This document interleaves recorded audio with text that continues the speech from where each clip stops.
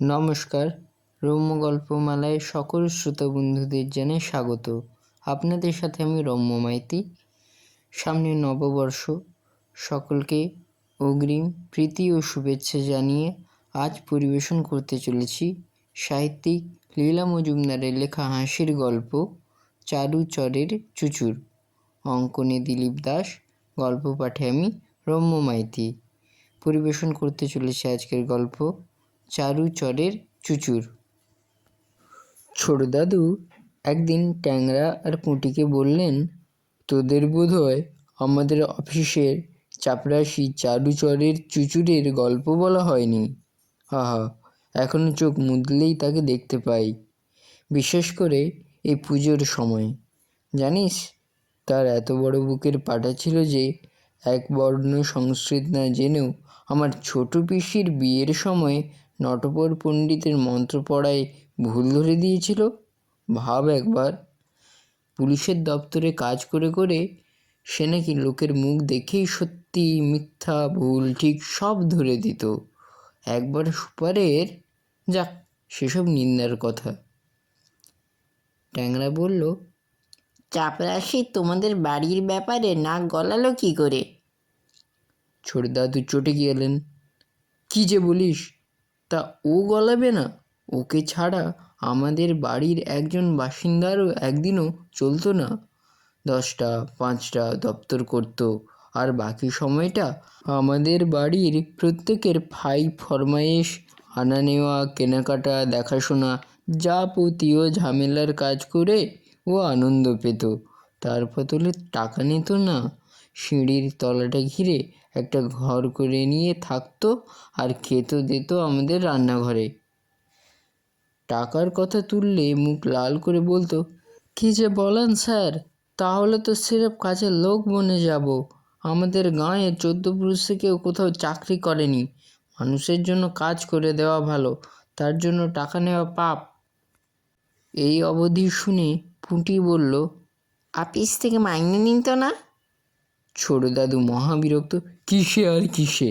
সে বলতো, সরকার বাহাদুর তো আর মানুষ নন, উনি হলেন সবার উপরে। ওনার টাকা না নিলে উনি অপমানিত হবেন, আর আমিও ছাঁটাই হয়ে যাব। ট্যাংরা বলল, আহা, চুচুরের গল্পটাই বলো না। শোন তাহলে। মাঝে কে যেন এসে আমাদের দপ্তরে নালিশ করে গেল যে চারদিকে চুরি চামারি এত বেড়ে যাচ্ছে যে এই শহরে বাস করাই দায় হয়ে উঠেছে। আপনাদের বলেও কোনো লাভ নেই। সঙ্গে সঙ্গে যাকে সামনে পাবেন তাকেই ধরে নিয়ে গিয়ে জিজ্ঞাসাবাদ করবেন, অপমান করবেন। শুনছি এরপর নাকি কার্ডে নিজের নাম ধাম, পেশা, আয়, শখ, নেশা ইত্যাদি লিখে পুলিশের দপ্তরে ছাপ লাগিয়ে তাই নিয়ে পথে বেরোতে হবে। বাড়িতেও তাই নিয়ে অনেক কথাবার্তা রাগারাগি হয়ে গেল। চারুচরও সব কথা চুপ করে শুনল। তার 2 দিন পরে হঠাৎ একদিন বিকেলে বলল, লোকের ঘরে ঘরে জিনিসপত্র নেই হয়ে যাচ্ছে স্যার। আমাদের দপ্তরের নাম খারাপ হচ্ছে।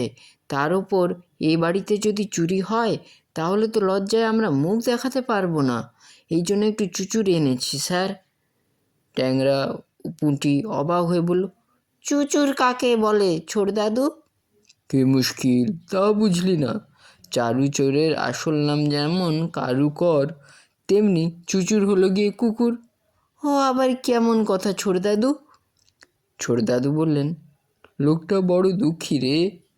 ছোটবেলায় একবার ওর কানের কাছে একটা দাঁড় কাক হেঁড়ে গলায় কাক বলে ডেকেছিল, আর ও এমনই চমকে গেছিল যে সেই স্তব ও আর ক অক্ষর উচ্চারণ করতে পারে না। তার বদলে বলে চ। ওই নিয়ে হাসাহাসি করার কিছু নেই। পুঁটি কথা পাল্টে বলল, কীরকম চুচুর, কোথায় পেল? কোথায় আবার পাবে? ফুটপাতের একটা লোকের কাছ থেকে 20 টাকা দিয়ে আমাদের জন্যে কিনে এনেছিল। নাকি জার্মান দেশের বিখ্যাত পাহারাদার কুকুরের বংশধর। চারুচর নিজে এসে আরও বলেছিল, ওই জাতের কুকুরের নাকি লম্বা বংশতালিকা থাকে, কিন্তু সেটা সঙ্গে দিলে ওর দাম হবে 20 টাকার বদলে 2000 টাকা। কুকুরওয়ালা নাকি বলেছে, পছন্দ না হলে ফিরিয়ে দিও, খদ্দের লাইন দাঁড়িয়ে আছে, আর এমন কুকুরকে হাতছাড়া করতে আছে? এখন থেকে রাতে নিশ্চিন্ত মনে ঘুমানো যাবে। পুঁটি বলল, কি খেত ওই চুচুর? ছোট দাদু বললেন, স্রেফ দুধ আর মাংস আর একটু গাজর, এক স্লাইস ব্রেড, পাউরুটি। কেমন দেখতে ছিল?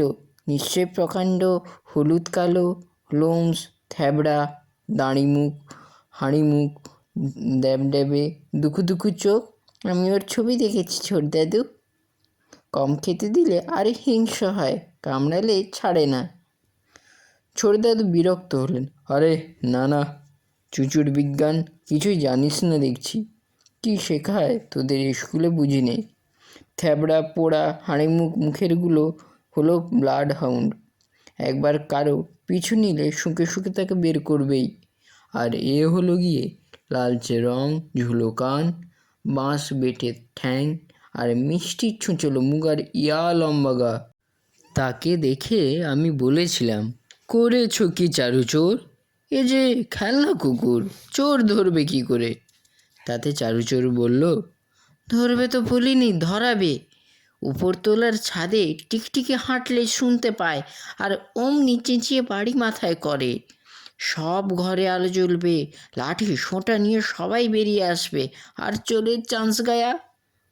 এসব কথা চুচুরওয়ালাই চারুচোরকে বলেছিল, নাকি ট্রেনিং দেওয়া চুচুর, বাঘা কুকুরের বাবা। তা পাশের বাড়ির লোকেরা যতই চটুক। ছোট দাদু আরও বললেন, এরপর থেকে চারুচরের তড়পানি দেখে কে? বলে কি না, ওই চুচুর আরশোলার হাঁটা শুনতে পায়, পাখির পাখনার নাড়া গুনতে পারে, তার উপর অন্ধকারের চোখ দুটো টুনি বাল্বের মতো জ্বলতে থাকে। মনে হয় দেওয়ালের ও পিঠে কী হচ্ছে টের পায়, আর সঙ্গে সঙ্গে জানান দেয়। রাতের পর রাত সবাই নিশ্চিন্তে ঘুমোতে লাগলো। চারুচর আর চুচুরের জয় জয়কার। এই অবধি বলে ছোট দাদু থামলেন। ট্যাংরা পুঁটি ভেবেছিল হয়তো দম ফুরিয়েছে, তা মুখ বন্ধ তো বন্ধই। চটে গিয়ে পুঁটি বললে, ও কি হচ্ছে ছোট দাদু? তারপর কি হলো তা তো বলবে।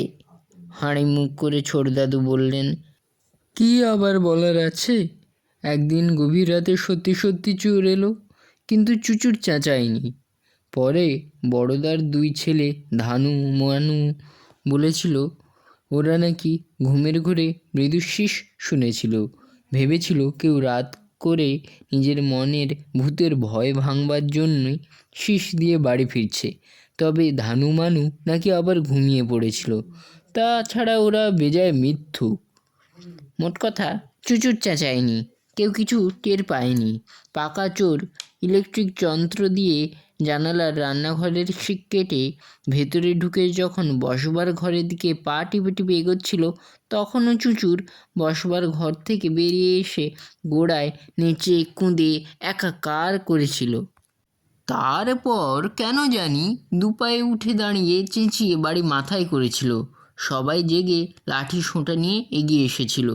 সে ব্যাটা যে পথে এসেছিল সে পথ দিয়েও পালাতে পারেনি। ছাতার বাঁট হাতে সবার আগে দাঁড়িয়েছিল চারুচর।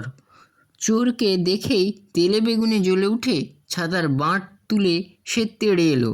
রাগে তার ভুরুর লোম খাড়া, পাকানো গোঁফ সোজা।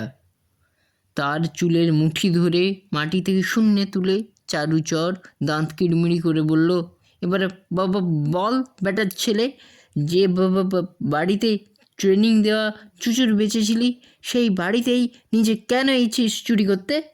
তোর ব্যবসাকে আমি তোকে শেখাবো, বল, নইলে মেরে আলু ভাতে বানাবো। এই সময়ে রোখো রোখো বলে ছোট দাদু সিঁড়ি দিয়ে নেমে এলেন। তিনি পুলিশের পেনশন পাওয়া অফিসার, এখনও নানা কমিটির সদস্য। সিঁড়ির ধাপে বসে পড়ে বললেন, এই বেটা চোর, এমন ক্যাবলার মতো ব্যবসা চালাতে লজ্জা করে না তোর?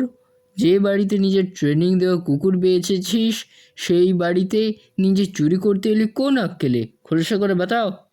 চারুচর, ওকে ভুঁইয়ে নামা, আর এই দড়ি দিয়ে হাত পা বাঁধ। আহ, চুচুর, কি লাগিয়েছিস? কানে তালা লেগে যাচ্ছে, একদম চুপ। ধমক খেয়ে চুচুর চুপ। চোর বলল, স্যার, একেই ভাগ্য বিপর্যয় বলে। তোর নাম কি? একে ভোঁদড়। পেশা কি? একে ডগ ট্রেনার। কুকুর এনে চর ধরার ট্রেনিং দিয়ে শাঁসালো খদ্দেরের কাছে বেচে দিই। আমার কুকুররা গাছ থেকে পাতা খসলে চেঁচিয়ে বাড়ি মাথায় করবে, কিন্তু রাস্তায় আমার শিসের শব্দটুকু শুনলেই বোবা বনে যাবে।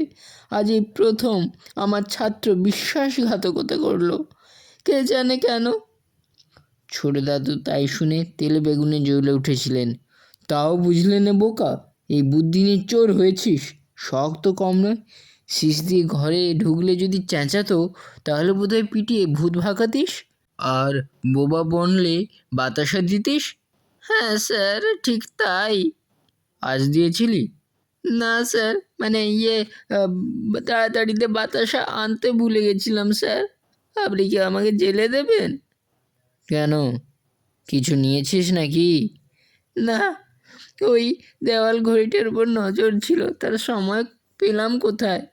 আপনি স্যার আদর্শ চোর হতে পারতেন, আমি আপনার সাগরেদ হয়ে জীবন কাটিয়ে দিতাম। পুলিশে গেলেন কেন গুরু? আদর্শ চোর হতে না পারলে আদর্শ গুরু হওয়া যায় না রে।